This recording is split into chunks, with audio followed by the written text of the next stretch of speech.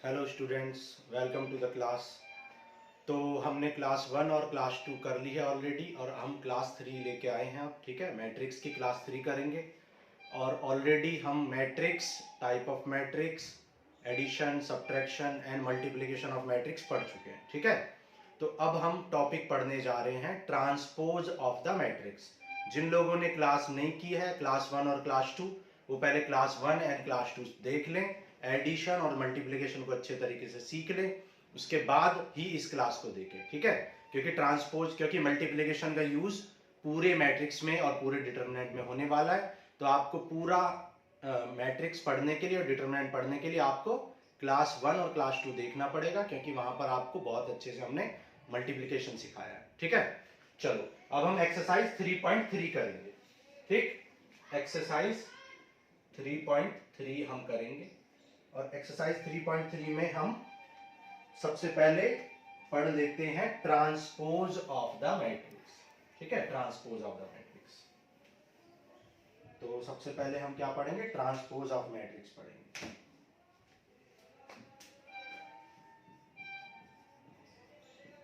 Transpose of a matrix. ठीक है, किसी भी मैट्रिक्स का ट्रांसपोज किसे कहते हैं? ठीक है, तो देखो ट्रांसपोज को हम a पावर t और a डैश से रिप्रेजेंट करते हैं। a t और a डैश से रिप्रेजेंट करते हैं ट्रांसपोज को। और ट्रांसपोज का मतलब क्या होता है? अगर हम किसी भी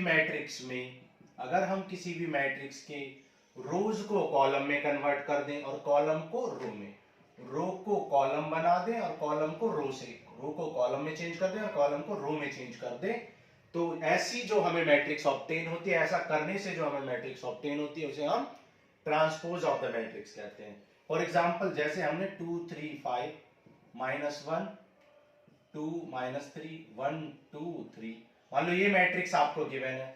अगर हम इस मैट्रिक्स का ट्रांसपोज निकालें, तो इस मैट्रिक्स का ट्रांसपोज क्या हो जाएगा? इस मैट्रिक्स का ट्रांसपोज हो जाएगा, रो को कॉलम में कन्वर्ट कर दो, 2 3 5, ठीक है, -1 2 -3, इस रो को भी कॉलम है और इस रो को भी कॉलम है। तो this is called transpose of the matrix. ठीक है, तो किसी भी मैट्रिक्स का ट्रांसपोज उसकी रो को कॉलम में इंटरचेंज करने से या कॉलम्स को रो में इंटरचेंज करने से मिल जाता है। ठीक है, ओके। अब देखो, ट्रांसपोज करने से क्या होता है? रो और कॉलम इंटरचेंज हो जाते हैं, मतलब नंबर ऑफ रो और नंबर ऑफ कॉलम इंटरचेंज हो जाते हैं। जैसे फॉर एग्जांपल, अगर ए का ऑर्डर m क्रॉस n है, तो ट्रांसपोज ऑफ ए का ऑर्डर क्या हो जाएगा? n क्रॉस p m हो जाएगा। देखो, जैसे एक एग्जांपल देख लेते हैं, 1 2 3 5 6 7, ठीक है, ये है। तो आप देख सकते हैं इसका ऑर्डर क्या है? 2 क्रॉस 3। जबकि जब हम इसका ट्रांसपोज करेंगे तो ये रो कॉलम में इंटरचेंज हो जाएगी, ठीक है, और ये रो भी कॉलम में इंटरचेंज हो जाएगी। अब आप देख सकते हो कितनी रोज है यहाँ पर? 3, और कितने कॉलम्स है यहाँ पर? 2। तो आप देख सकते हो कि किसी भी मैट्रिक्स का ट्रांसपोज निकालने से, किसी भी मैट्रिक्स का ट्रांसपोज निकाल देने से रो कॉलम में चेंज हो जाती है और कॉलम रो में, और जो रो है, नंबर ऑफ रोज है, वो नंबर ऑफ कॉलम बन जाते हैं, और number of column number of row बन जाते हैं। ठीक है, तो ये चेंज होता है। और क्या क्या चेंज होते हैं? जैसे ये एलिमेंट है A21, A12, first row and second column का एलिमेंट है, लेकिन अब ये एलिमेंट देखो क्या बन चुका है? अब ये एलिमेंट सेकंड रो और फर्स्ट कॉलम का एलिमेंट बन चुका है। तो इससे हम कह सकते हैं कि किसी भी मैट्रिक्स का ट्रांसपोज करने से Aij चेंज हो जाता है Abi में, मतलब रो को कॉलम में बदल देते हैं और कॉलम को रो में इंटरचेंज कर देते हैं। ठीक है, तो ये हो गया ट्रांसपोज। ठीक है, अब हम ट्रांसपोज की प्रॉपर्टीज देख लेते हैं। ट्रांसपोज की कुछ प्रॉपर्टीज होती है। तो देखो, ट्रांसपोज की एडिशन की प्रॉपर्टीज होती है और मल्टीप्लिकेशन की। तो प्रॉपर्टी नंबर 1 क्या कहती है? प्रॉपर्टी नंबर 1 कहती है कि अगर a प्लस बी का होल ट्रांसपोज करें तो वो इक्वल होगा a और b के इंडिविजुअल ट्रांसपोज के सम के। ठीक है, the transpose of the sum of two matrix is always equal to the sum of the individual transposes of the individual matrices। ठीक है, और यही प्रॉपर्टी माइनस में भी होगी, माइनस में भी यही प्रॉपर्टी होगी। ठीक है, फिर होती है प्रॉपर्टी नंबर 2, मल्टीप्लिकेशन में प्रॉपर्टी।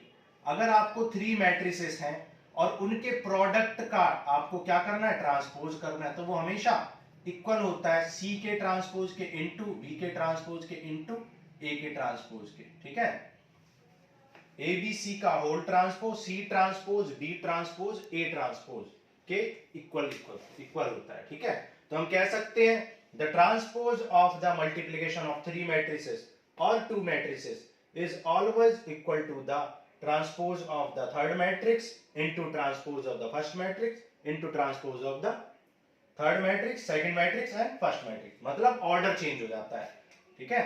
जो फर्स्ट था वो अब लास्ट बन गया है, जो सेकंड था वो सेकंड है, और जो थर्ड था वो फर्स्ट बन गया, ऑर्डर चेंज हो जाएगा, ठीक है। आ रहा है समझ में? इस तरीके से ऑर्डर चेंज हो जाता है। चलो ये हो गई प्रॉपर्टीज, ठीक है। अब इन पे बेस्ड हम कुछ क्वेश्चन कर लेते हैं, ठीक है। रो को कॉलम में चेंज कर दो, कॉलम को रो में चेंज कर दो, आपका क्या मिल जाएगा, आपको ट्रांसपोज मिल जाएगा, ठीक है। तो क्वेश्चन नंबर 1 मैंने आपके लिए छोड़ दिया, ठीक है। क्वेश्चन नंबर 1, चलो एक क्वेश्चन कर भी लेते हैं, एक क्वेश्चन कर लेते हैं, चलो जल्दी से। जैसे आपको दे रखा है 5 1/2 -1, तो इसका ऑर्डर क्या है, इसका ऑर्डर है 3 क्रॉस 1, क्योंकि 3 रो है, 1 2 3 रोज है, 1 कॉलम है। तो अगर इसका ट्रांसपोज निकालेंगे तो वो क्या हो जाएगा, 1 क्रॉस 3 हो जाएगा, मतलब एक रो हो जाएगी और 3 कॉलम हो जाएंगे, मतलब जो कॉलम है वो रो में चेंज हो जाएगा, ठीक है। ये फर्स्ट क्वेश्चन का फर्स्ट पार्ट था, ठीक है। ऐसे ही आप सेकंड और थर्ड पार्ट कर लोगे, बहुत इजी होता है, रो को कॉलम में लिख दो, ट्रांसपोज निकल जाता है, ठीक है। अब देखो सेकंड क्वेश्चन। अब सेकंड क्वेश्चन में आपसे क्या बोला है, सेकंड क्वेश्चन में आपको एक ए मैट्रिक्स दे रखी है, वो क्या है, -1 2 3 5 7 9 -2 1 1, ठीक है। और एक बी मैट्रिक्स है -4 1 -5 1 2 0 3 1 1, ठीक है। दो मैट्रिक्स आपको गिवन है। और अभी जो हमने आपको प्रॉपर्टी बताई थी कि a प्लस बी का होल ट्रांसपोज इक्वल होता है sum of individual transpose of the A and B, ये आपको प्रूव करनी है। तो बहुत इजी है, सबसे पहले आप क्या निकाल लो, a प्लस बी निकाल लो, ठीक है। शॉर्टकट में करेंगे हम जल्दी से। a प्लस बी कितना हो जाए, ऐड कर लो, -5 2 + 1 3, एडिशन आपको आता ही है, ठीक है। कॉरस्पॉन्डिंग एलिमेंट्स को ऐड कर देंगे, 5 + 1 7 + 2 9 9 + 0 9 -2 + 3 1 1 + 1 2 1 + 1 2, a प्लस बी निकल गया। तो a प्लस बी का होल ट्रांसपोज निकाल दो या डैश निकाल दो, ये LHS मिल जाएगा आपको। इसका ट्रांसपोज करेंगे तो क्या होगा, रो को कॉलम में लिख देंगे, ठीक है। इस रो को हमने कॉलम में लिख दिया, इस रो को भी कॉलम में लिख दो, ठीक है। तो ये हमने LHS निकाल दिया। अब राइट हैंड साइड में हमें क्या करना है, राइट हैंड साइड में हमें क्या करना है, a dash plus b dash निकालना है। तो a डैश निकाल लो सबसे पहले, a डैश क्या हो जाएगा, -1 2 3, रो को कॉलम में लिख दो, 5 7 9, ठीक है, और -2 1 1, ठीक है। रो को हमने कॉलम में लिख दिया, a डैश निकल गया। सिमिलरली b डैश निकाल लो, b डैश क्या हो जाएगा, -4 1 -5 -4 1 -5, फिर 1 2 0 3 1 1, ठीक है। ये हमने निकाल लिया। तो ये a dash plus b dash निकल गया, ओके। अच्छा, अब देखो, अब a dash plus b dash कर दो, a dash plus b dash निकाल दो। इसका जब डैश निकालोगे तो क्या आ जाएगा, -1 + -5 4 -5 5 + 6, ठीक है, ऐड कर लो, -2 9 2।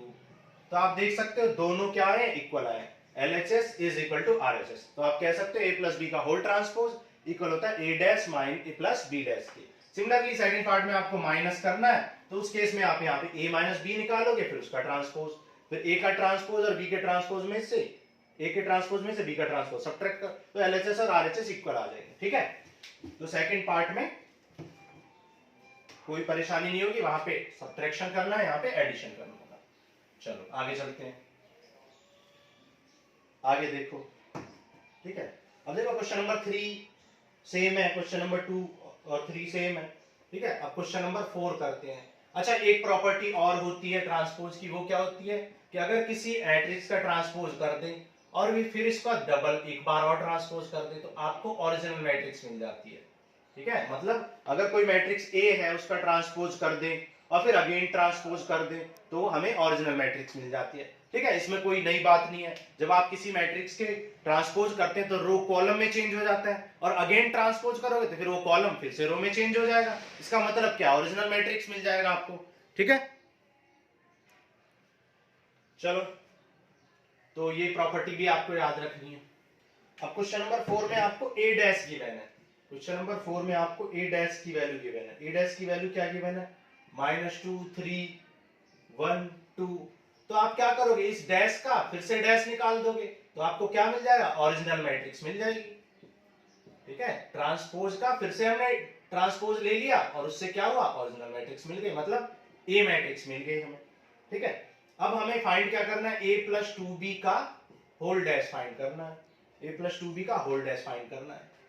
ठीक है, तो आप क्या करोगे, देखो b आपको पता ही है, b आपको -1 0 1 2 ये पता है। ठीक है, तो a + 2b कर दो।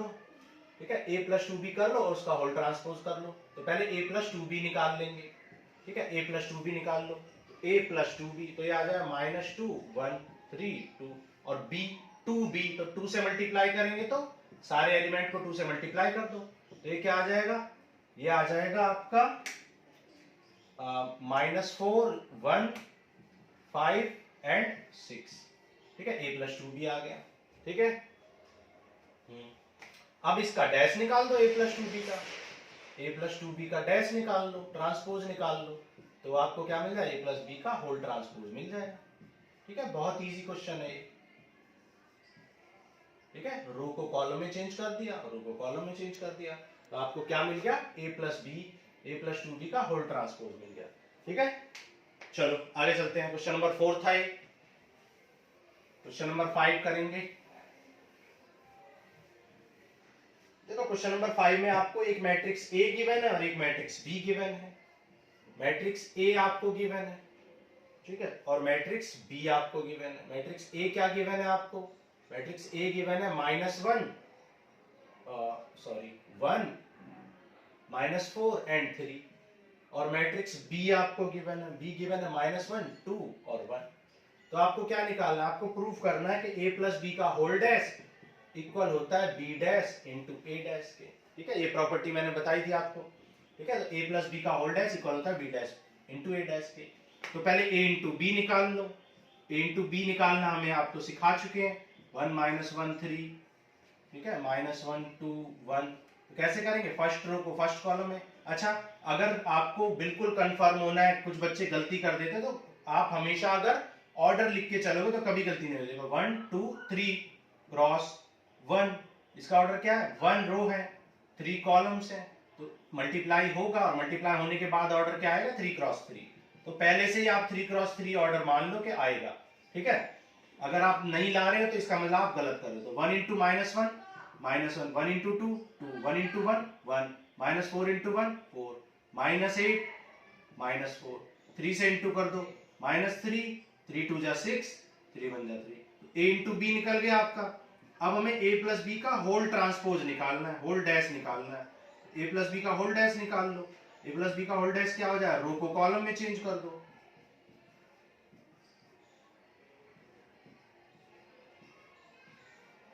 ठीक है, हमने इस रो को -1 to 1 को रो को कॉलम में लिख दिया। ठीक है, सारे रोज को कॉलम में लिख दिया। ये आपका क्या आ गया, a + b का होल डैश आ गया। सिमिलरली ये LHS आ गया आपका लेफ्ट हैंड साइड।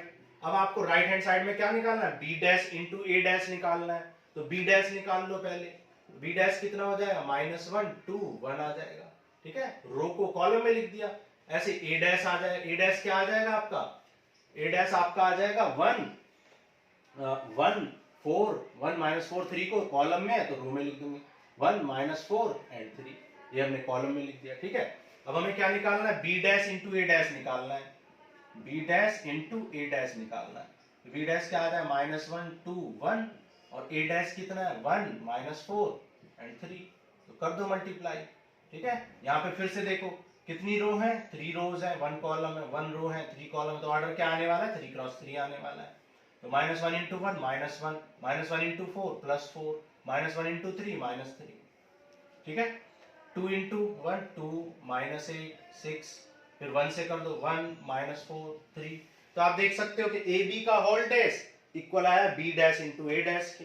ठीक है, इसका मतलब LHS is equal to RHS। ठीक है, क्वेश्चन नंबर 5। ये क्वेश्चन भी आने के बहुत चांस है।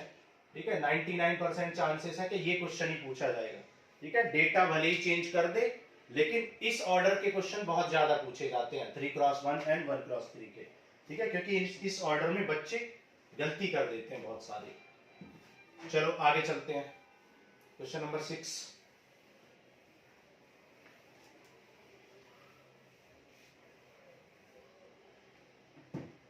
ठीक है, क्वेश्चन नंबर 6 में आपको एक मैट्रिक्स ए गिवन है, जिसकी वैल्यू आपको गिवन है cos अल्फा sin अल्फा, ठीक है, minus sine alpha cos alpha, और आपको वेरीफाई करना है a dash into A equal to I. ये आपको लेके आना है a dash into A equal to I. तो सबसे पहले आप क्या निकाल लोगे, a डैश निकाल लोगे। a डैश क्या आ जाए, इस रो को कॉलम में लिख दो, cos alpha sin alpha minus sine alpha cos alpha. ठीक है, रो को हमने कॉलम में लिख दिया, रो को कॉलम में लिख दिया, तो a डैश आ गया। अब आपको क्या निकालना है, a डैश इंटू ए निकालना है। तो a डैश कितना है, cos alpha minus sine alpha sin alpha cos alpha, ये a डैश है। और इंटू किसके साथ करना है, a के साथ इंटू करना है। तो cos alpha sin alpha minus sine alpha cos alpha. ठीक है, तो क्या करेंगे, फर्स्ट रो को फर्स्ट कॉलम से मल्टीप्लाई, यानी फर्स्ट एलिमेंट को फर्स्ट एलिमेंट से, सेकंड एलिमेंट को सेकंड एलिमेंट से। ठीक है, तो क्या आ जाए, cos alpha into cos alpha cos square alpha minus into minus plus sine square alpha. ठीक है, फर्स्ट रो का फर्स्ट कॉलम में हो गया। ठीक है, ऑर्डर क्या आएगा, देखो 2x2 है, 2x2 है, तो ऑर्डर भी क्या आएगा, 2x2 ही आएगा। ठीक है, फिर cos alpha into sine alpha, तो ये साइन अल्फा cos अल्फा हो जाएगा, और sine alpha into cos alpha ये minus sine alpha cos alpha हो जाएगा, तो इससे कैंसिल हो जाएंगे। ऐसे साइन अल्फा इसको इसमें करेंगे तो sign alpha cos alpha minus sine alpha cos alpha हो जाएगा। ठीक है, अब sign alpha into sine alpha sine square alpha, cos alpha into cos alpha cos square alpha, ये इससे कैंसिल हो गया। अब ये आइडेंटिटी होती है, ये 1 हो जाएगा, तो 1 ये 0 ये 0 ये 1। ठीक है, तो आप देख सकते हो ऑर्डर क्या आया, 2x2 आया, 2 रो है और 2 कॉलम है। ठीक है, तो ये क्वेश्चन नंबर 6 का फर्स्ट पार्ट था। ठीक है, सेकंड पार्ट आपको खुद करना है, बिल्कुल सेम टू सेम ऐसा ही क्वेश्चन है, और दोनों क्वेश्चंस के आने के बहुत ज्यादा चांसेस हैं। ठीक है, अब देखो आगे चलते हैं, आगे चलने के लिए हमें पढ़ना पड़ेगा सिमेट्रिक मैट्रिक्स। ठीक है, symmetric matrix and skew symmetric matrix, symmetric matrix and skew symmetric matrix, symmetric matrix and skew symmetric matrix. तो सिमेट्रिक मैट्रिक्स किसे कहते हैं, अगर किसी मैट्रिक्स का ट्रांसपोज करने से वो मैट्रिक्स अनचेंज रहे, मतलब उस मैट्रिक्स का ट्रांसपोज अपने ही इक्वल हो, मैट्रिक्स का ट्रांसपोज मैट्रिक्स के इक्वल आ जाए, तो उसको हम क्या बोलते हैं, सिमेट्रिक मैट्रिक्स कहते हैं। और स्क्यू सिमेट्रिक किसे कहते हैं, स्क्यू सिमेट्रिक मैट्रिक्स किसे कहते हैं, जिसमें किसी भी मैट्रिक्स का ट्रांसपोज अपने मैट्रिक्स के ही नेगेटिव के इक्वल आ जाए, मैट्रिक्स का ट्रांसपोज मैट्रिक्स के नेगेटिव के इक्वल आ जाए, तो उसे क्या कहते हैं, स्क्यू सिमेट्रिक कहते हैं। अब क्वेश्चन नंबर 7 में आपसे पूछा है कि प्रूफ करो कि ये सिमेट्रिक है। आपको एक मैट्रिक्स दे रखी है 1 -1 5 -1 2 1 5 1 3, तो आप क्या करोगे, इसका डैश निकाल दोगे। तो इसका डैश निकालो, जब इसका डैश निकालोगे या ट्रांसपोज निकालोगे, तो रो को कॉलम में लिख दो 1 -1 5, इस रो को भी कॉलम में -1 2 1 5 1 3 को 5 1 3। तो आप देख सकते हो कि इसका ट्रांसपोज करने से भी मैट्रिक्स देखो अनचेंज है, ये मैट्रिक्स खुद यही है। इसका मतलब आप कह सकते हो 80 खुद किसके इक्वल आ गया, ए के इक्वल ही आ गया। इसका मतलब hence A is symmetric matrix, A क्या है, सिमेट्रिक मैट्रिक्स है, क्योंकि ए का ट्रांसपोज अपने इक्वल है, इसलिए ए सिमेट्रिक मैट्रिक्स है। ठीक है, ऐसे सेकंड पार्ट में बोला है, सेकंड पार्ट में आपको एक और मैट्रिक्स दे रखा है। ठीक है, सेकंड पार्ट में आपको मैट्रिक्स दे रखा है 0 1 -1 0 1, ठीक है, और 0 1 -1 ये दे रखा है। तो आप इसका ट्रांसपोज निकाल लो, इसका ट्रांसपोज निकालो तो ये रो कॉलम में चेंज हो जाएगा, रो कॉलम में चेंज हो जाएगा। अब आप देखो कि ये जो आपने ट्रांसपोज निकाला ये ए के इक्वल नहीं है, देख लो नहीं है, यहाँ 1 है तो यहाँ -1 है, या -1 है तो यहाँ 1 है। लेकिन अगर हम इसमें माइनस कॉमन ले लें तो ये a के इक्वल हो जाएगा। जैसे हम इसमें से माइनस कॉमन निकालेंगे, ये क्या हो जाएगा 0 1, ये -1, जो नेगेटिव है वो पॉजिटिव हो जाएंगे, जो पॉजिटिव है वो नेगेटिव हो जाएंगे माइनस कॉमन लेने से। तो अब ये किसके इक्वल आ चुका है, a के। इसका मतलब a का ट्रांसपोज किसके इक्वल आ गया है, -a के इक्वल आ गया। मैंने आपको बताया था जब a का ट्रांसपोज -a के इक्वल आ जाए तो उसे स्क्यू सिमेट्रिक कहते हैं। हम कह सकते हैं hence a is skew symmetric. a क्या है, स्क्यू सिमेट्रिक है, क्योंकि a का ट्रांसपोज अपने नेगेटिव के इक्वल है। ठीक है, देखो क्वेश्चन नंबर 7 था, समझ आ गया होगा आपको। ओके, चलो आगे करते हैं, क्वेश्चन नंबर 8 करेंगे।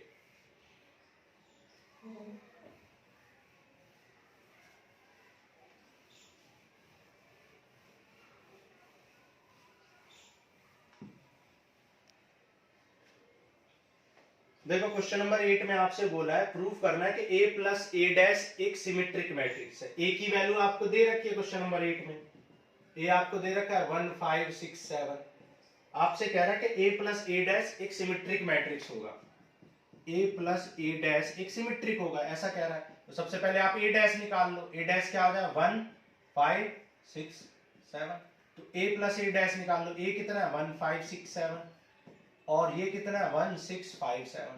ऐड करो इनको, जैसे ही आप इनको ऐड करोगे तो आप देखोगे क्या आ गया 2 11 11 एंड 40। अब ये a प्लस ए डैश आ गया है। अब अगर इस a प्लस ए डैश का आप ट्रांसपोज निकाल दो तो आप देखोगे ट्रांसपोज निकालने से कुछ नहीं होगा, 2 11 2 11 ये रो कॉलम में आ गई और ये रो कॉलम, ट्रांसपोज निकालने से कोई चेंज नहीं होगा। इसका मतलब आप कह सकते हो कि a प्लस ए डैश का होल ट्रांसपोज खुद a प्लस ए डैश के इक्वल आ गया। मतलब ट्रांसपोज लेने से भी वो खुद के इक्वल ही है।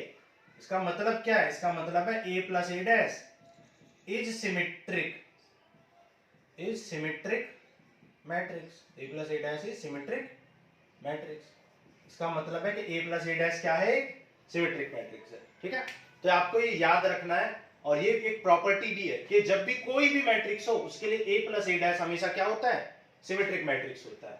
a प्लस ए डैश हमेशा क्या होता है, सिमेट्रिक मैट्रिक्स होता है किसी भी मैट्रिक्स के लिए। ठीक है, अब कह रहा है कि प्रूफ करो कि a minus A dash skew symmetric है। सेकंड पार्ट में बोला है कि प्रूफ करो a minus A dash skew symmetric है। तो अब की बार a माइनस ए डैश निकाल लो। ठीक है, a कितना है देखो, a है 1 5 6 7 और a डैश कितना है 1 6 5 7। a माइनस ए डैश निकालो, a माइनस ए डैश निकाल लिया, कितना आ जाए 1 माइनस 1 0 माइनस 1 1 0। तो ये आ गया आपका a माइनस ए डैश। अब इस a माइनस ए डैश का ट्रांसपोज निकाल लो, तो ये क्या होगा 0 1 क्या आ जाए 0 माइनस 1 1 0 क्या आ जाए 1 0 1, है ना। अब आप देख सकते हो कि 0 1, आप देख सकते हो कि जो a माइनस ए डैश की वैल्यू थी वो a माइनस ए डैश के ट्रांसपोज की वैल्यू नहीं है, इक्वल नहीं है। तो अगर मैं यहाँ माइनस कॉमन निकाल लूं तो आप देखोगे कि जो 1 है वो -1 हो जाए, 1 -1 प्लस 1 हो जाएगा। अब आप देख सकते हो कि ये किसके इक्वल आ गया, a माइनस ए डैश के। अब ये a माइनस ए डैश के इक्वल आ गया है। इसका मतलब a माइनस ए डैश का होल डैश किसके इक्वल आ गया है, a माइनस ए डैश के नेगेटिव के इक्वल आ गया, नेगेटिव के। ठीक है, नेगेटिव के इक्वल आया है। इसका मतलब आप कह सकते हो a minus A dash is skew symmetric matrix. a minus A dash क्या है, स्क्यू सिमेट्रिक मैट्रिक्स है। a minus A dash is a skew symmetric matrix. ठीक है, चलो आगे चलते हैं। आगे देखो क्वेश्चन नंबर 9 करते हैं। देखो क्वेश्चन नंबर 9 आपको खुद करना है। क्वेश्चन नंबर 9 में जैसे यहाँ पे a प्लस ए डैश के प्रूफ करना था, वहां पे half of a plus A dash निकालना है। तो जैसे a प्लस ए डैश निकाला, जो आएगा उसको 1/2 से डिवाइड कर देंगे, क्वेश्चन नंबर 9 हो जाएगा।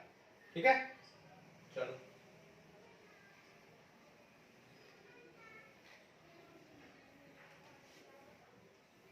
देखो क्वेश्चन नंबर 10 करते हैं।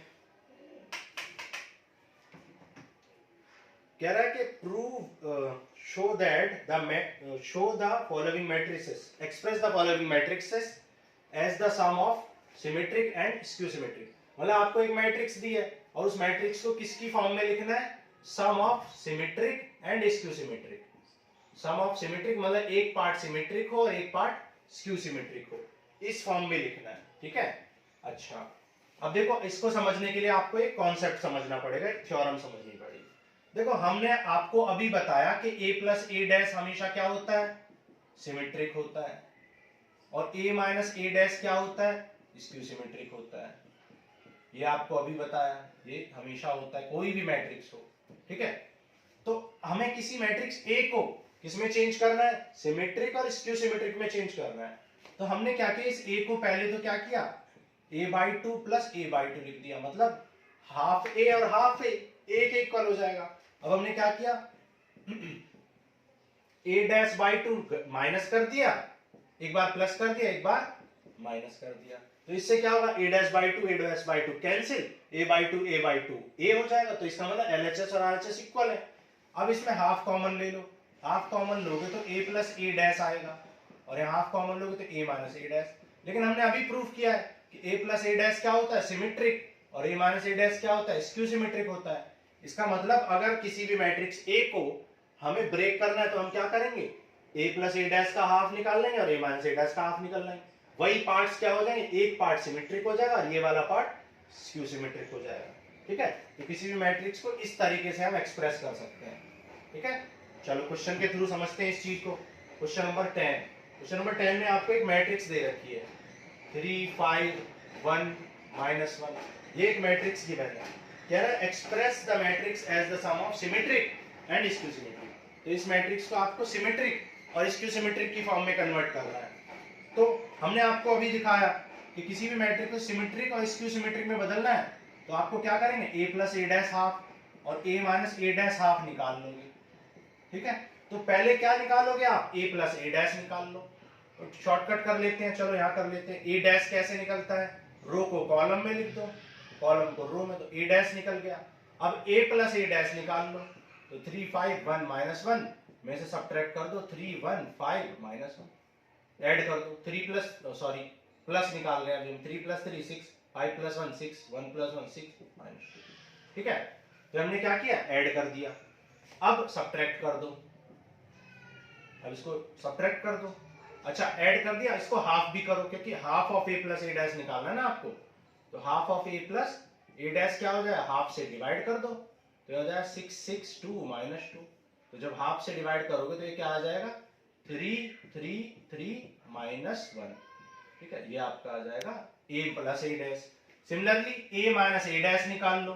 a माइनस ए डैश कैसे निकलेगा, देखो a माइनस ए डैश कैसे निकलेगा, a कितना है 3, ये है, माइनस कर लो डायरेक्टली, 3 - 3 0, 5 - 1 4, 1 - 5 -4, -1 -1 0। इसका मतलब हाफ ऑफ a मान, अब हाफ से डिवाइड कर दो तो आ जाए 0 2 -2 0, ठीक है। तो आपको दोनों पार्ट मिल गए, और हमने आपको बताया था ये पार्ट क्या होता है, सिमेट्रिक होता है, और ये पार्ट क्या होता है, स्क्यू सिमेट्रिक होता है। तो पुट कर दो इनको।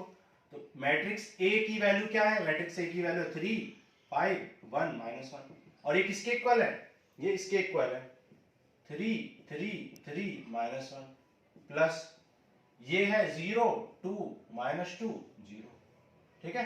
तो आप देख सकते हो कि अगर आप इनको ऐड करोगे 3 + 0 3 3 + 2 5 3 + -2 1 -1 + 0 1। तो आपने वेरीफाई कर लिया कि ये जो मैट्रिक्स है इनका सम इसके इक्वल है। अब ये भी वेरीफाई कर लेते हैं कि ये सिमेट्रिक है या नहीं, देखो कर लो।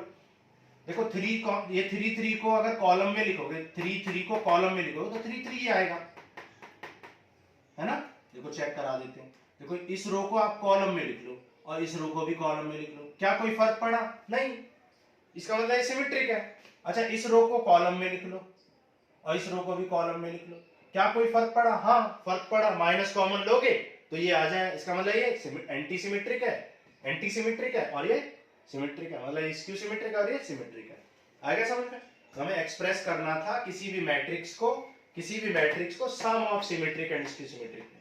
आ गया होगा आपको समझ में, ठीक है। बाकी पार्ट आपको खुद सॉल्व करने, प्रैक्टिस करनी पड़ेगी आपको, ठीक है। प्रैक्टिस के बिना कुछ नहीं हो सकता। चलो आगे चलते हैं।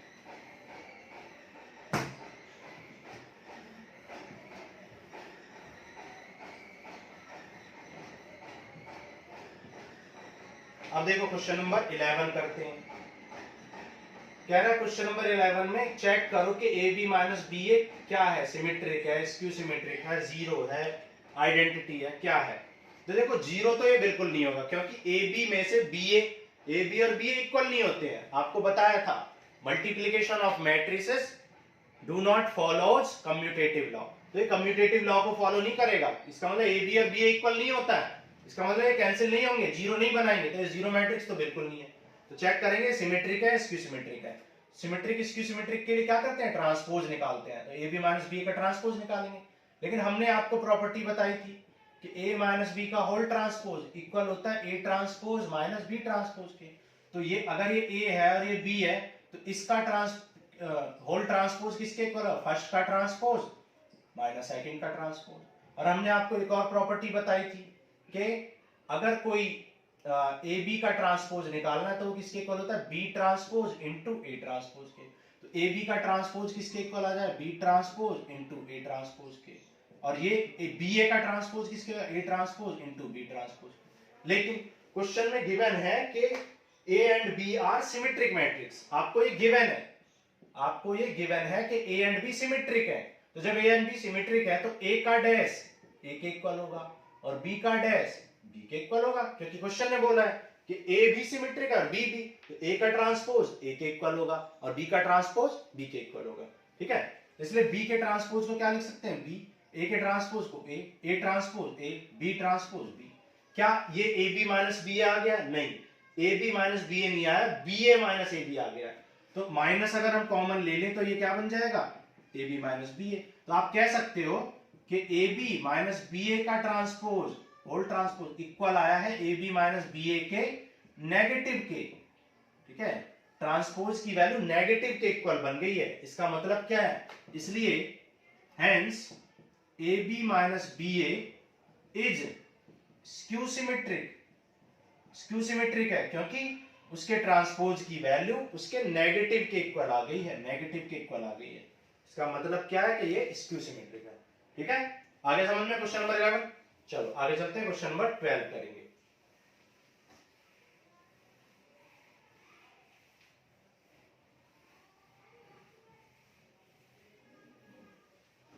चलो क्वेश्चन नंबर 12 करते हैं। क्वेश्चन नंबर 12 में आपको ए एक मैट्रिक्स गिवन है जिसकी वैल्यू क्या दी रखी है, cos alpha minus sine alpha, sine alpha, cos alpha, and आपको गिवन है ए प्लस ए डैश किसके इक्वल है, आई के इक्वल है। और आपसे अल्फा की वैल्यू पूछ रहा है, कह रहा है कि फाइंड अल्फा। ठीक है, तो आप जानते हो ए डैश क्या होता है, ए डैश तो रो को कॉलम में बदलने से बनता है, cos alpha minus sine alpha, और ये साइन अल्फा कॉस अल्फा। अब आपसे क्या गिवन है, आपको ए प्लस ए डैश की वैल्यू किसके इक्वल गिवन है, आई के। तो ए प्लस ए डैश निकाल लो। ए प्लस ए डैश निकाले तो cos alpha plus cos alpha 2 cos alpha. ठीक है, sine alpha cancel, sine alpha and sine alpha cancel, और sine cos alpha 2 cos alpha. Add कर दिया हमने भाई, ए प्लस ए डैश को ऐड कर दिया, ए प्लस ए डैश, और इक्वल टू क्या गिवन है, इक्वल टू आई गिवन है। और आई आप जानते हैं आइडेंटिटी मैट्रिक्स होती है। ठीक है, तो 2 कॉस अल्फा किसके इक्वल आ जाएगा, 1 के। यहां से भी 2 कॉस अल्फा 1 के इक्वल आ जाएगा। 2 कॉस अल्फा 1 आ गया, तो कॉस अल्फा कितना आ गया 1/2, अल्फा कितना आ जाएगा पाई/3 यानी कि 60 डिग्री। ठीक है, आप जानते हो कि 60 डिग्री की वैल्यू 1/2 होती है। तो अल्फा इक्वल टू आ गया पाई/3 which is option number B. ठीक है, ऑप्शन नंबर बी आपका करेक्ट है। और क्वेश्चन नंबर 11 में क्या, कौन सा करेक्ट था, ए था। ठीक है, क्वेश्चन 11 में ए करेक्ट था, वहां पर स्क्यू सिमेट्रिक आया था। ठीक है, चलो तो ये आपकी एक्सरसाइज 3.3 खत्म हो गई है। ठीक है, एक्सरसाइज 3.4 आप जानते हो। ठीक है, रिड्यूस कर दिया सिलेबस से, डिलीट कर दिया। ठीक है, तो अब आपको कौन सी एक्सरसाइज करनी है, मिसलिनियस एक्सरसाइज करनी है आपको। ठीक है, तो मिसलिनियस एक्सरसाइज में हम जो मोस्ट इंपॉर्टेंट क्वेश्चंस होंगे उनको डिस्कस करेंगे और उसके बाद हमारा मैट्रिक्स चैप्टर खत्म हो जाएगा। ठीक है, फिर नेक्स्ट चैप्टर स्टार्ट करेंगे। चलो ओके, थैंक यू बच्चों।